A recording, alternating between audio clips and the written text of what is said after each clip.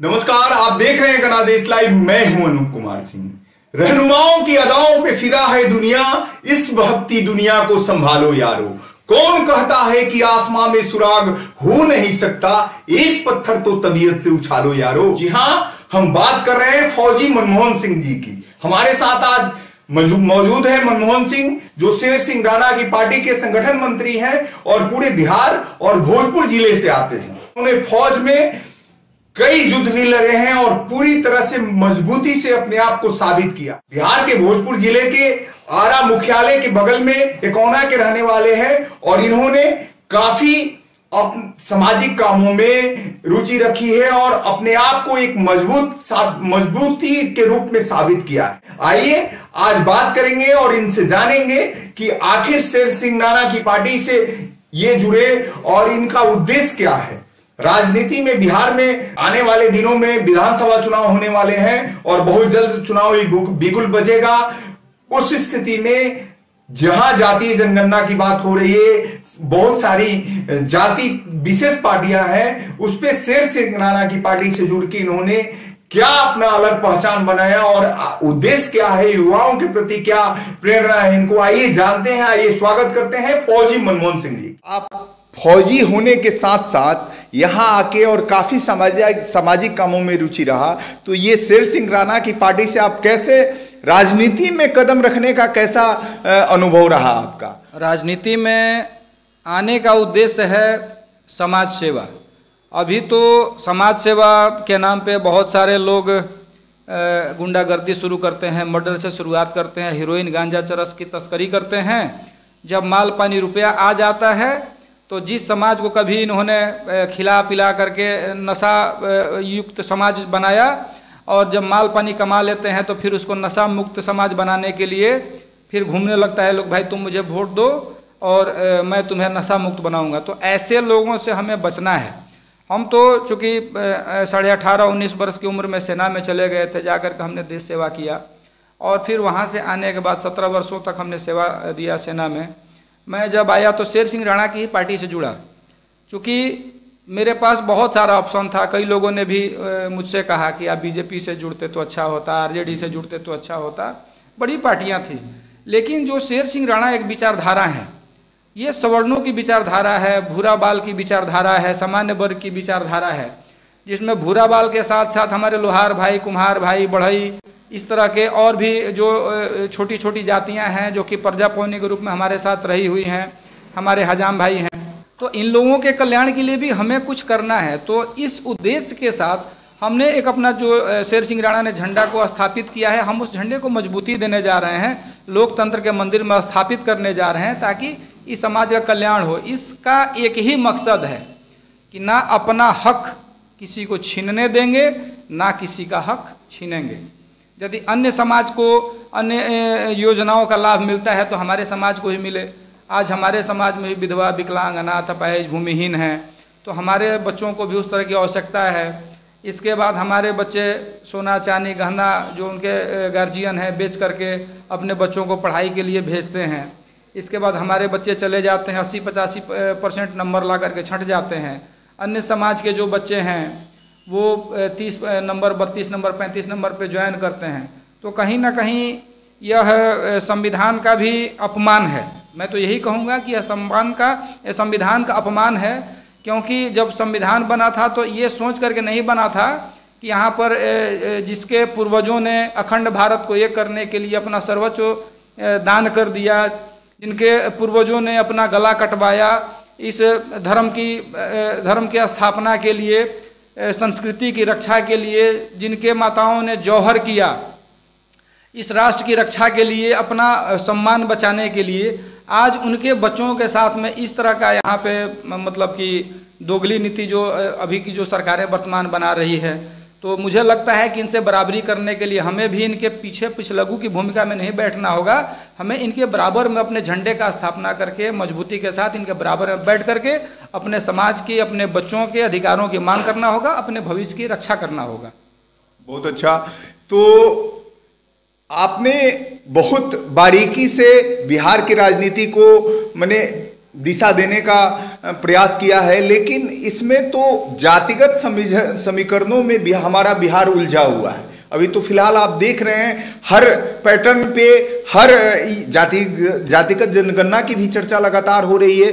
तो क्या इस परिस्थिति में जो मिशन शेर सिंह राणा ने लेके चले हैं और आप उससे जुड़े हुए हैं, तो उस हिसाब से क्या मतलब कैसा बिहार को कैसे बदला जाएगा, बिहार में आगे कैसे क्या किया जा सकता है?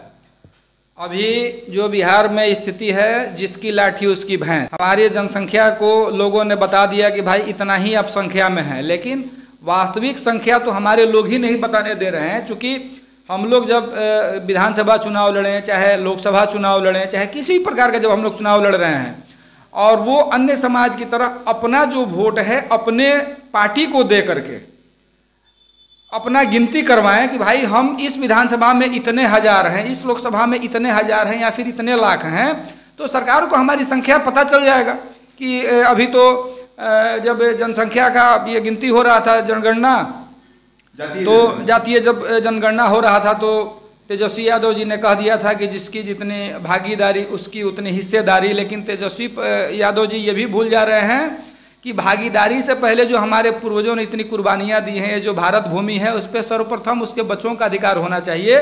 लेकिन लोकतांत्रिक देश में उसके बच्चों से ही सर्वप्रथम अधिकार छीन लिया गया। तो उस अधिकार को पुनः स्थापित करने के लिए राष्ट्रवादी जनलोक पार्टी सत्य का स्थापना किया गया। आज हमारी पार्टी नहीं होने से हम लोग बीजेपी के पिछलगू बने हुए हैं, आरजेडी के पिछलगू बने हुए हैं, जेडीयू के पिछलगू बने हैं, कांग्रेस के पिछलगू बने हुए हैं। जबकि हमारे जो यहाँ से कैंडिडेट जाते हैं, जिसको हम लोग नेता बोलते हैं, वास्तव में वो लोग नेता तो होते नहीं, वो लोग उन पार्टियों के पिछलगू और कर्मचारी के रूप में काम करता है। लोग जैसा सुप्रीमो चाहता है, जैसे मदारी वाले बंदर को डमरू बजा करके नचाता है, उसी तरह से वो लोग नचाता है।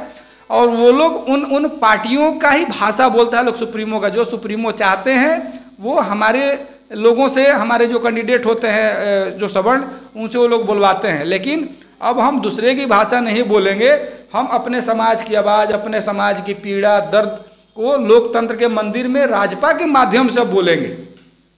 इसलिए हमारी ये पार्टी बनी हुई है। और हम यहाँ पे मलाई खाने के लिए नहीं आए हैं। मलाई हमको यदि खाना होता सत्ता का, तो हम बीजेपी ज्वाइन करते, आरजेडी ज्वाइन करते, जेडीयू ज्वाइन करते, जिस तरह से लोगों ने। लेकिन हम तो एक साधारण पेंशनधारी हैं, जिसमें परिवार बच्चा भी पालना है, अपना घर परिवार भी चलाना है। उसी में से सामाजिकता में भाई यदि हमने विधानसभा चुनाव लड़ा, लोकसभा चुनाव लड़ा, तो बहुत सारे लोगों से हमारा संपर्क हो गया। तो उनके यहाँ न्योता आकारी ये सब भी आना जाना मेरा रहता है। तो मेरे लिए तो खर्चा ही है।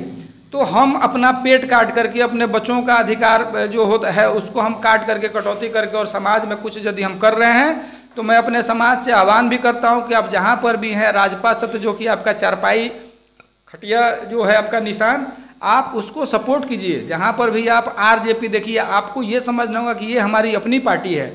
यदि मैं कहूं कि मैं मनमोहन यादव हूं, तो राजनीतिक रूप से आपके दिमाग में आएगा कि ये तो भाई आरजेडी वाला है। मैं यदि कहूं कि मैं मनमोहन पासवान हूं, तो आपके दिमाग में आएगा तो ये तो चिराग जी का आदमी है। यदि मैं कहूं कि मैं मनमोहन माझी हूं, तो आपके दिमाग में आएगा तो ये तो जीतन राम जी का हम का है।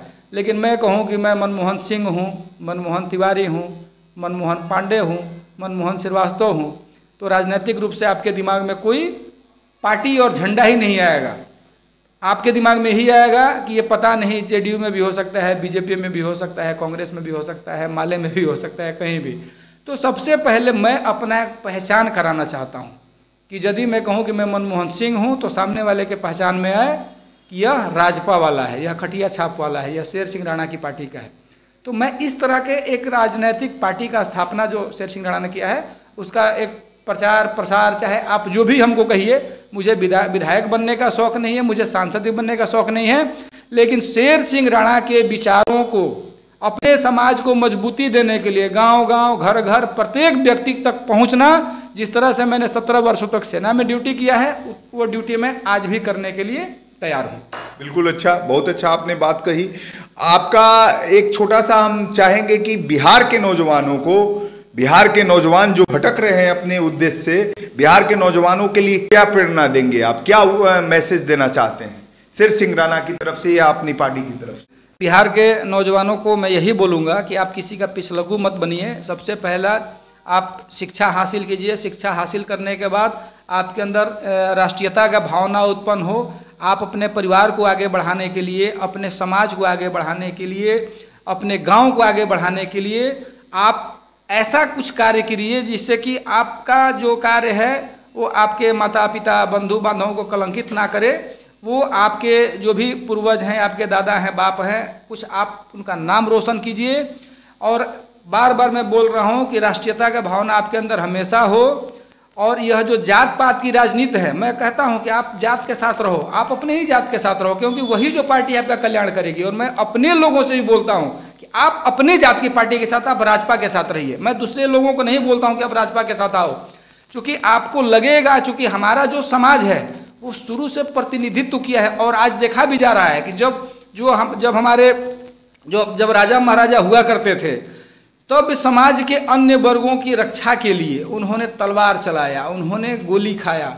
इसके बाद अभी भी हम मतलब कि मेरा भी उम्र 42-43 वर्ष हो गया, हमने देखा है कि जो हमारे बनिहार लोग हमारे जो होते थे, यदि सर्दी का मौसम है तो हमारे बाप दादा अपने तन का चादर और कपड़ा दे देते थे। बरसात आ गया तो बांस कटवा देते थे, बोलते थे कि भाई जा करके तुम बगीचा से लकड़ी ले लो, खाना पीना के लिए गोईठा ले लो। यदि उनकी बहन बेटियों का शादी विवाह मरनी जियनी होता था तो उनको अपने घर से अनाज पानी रुपया पैसा अपने सामर्थ्य के अनुसार देते थे। तो मेरे कहने का मतलब है कि जो समाज नेतृत्व किया है, एक बार आप उसको मौका दे करके देखें कि जब उनको लोकतंत्र में राजतंत्र में जब जनता से उगाही करके सेवा करना था तो वो खुद भूखे रह जाते थे, लेकिन प्रजा की सेवा करते थे। आज इस लोकतंत्र में, लोकतांत्रिक प्रदेश में, जब बड़े व्यवसायियों से या नौकरी पेशा वाले लोगों से जब कर वसूल करके जनता का सेवा करना है, तो मुझे लगता है कि राष्ट्रवादी जनलोक पार्टी से सत्य से अच्छा कोई प्रतिनिधित्व आपको नहीं दे सकता है। इससे अच्छा काम कोई भी पार्टी नहीं कर सकती है। बहुत अच्छा।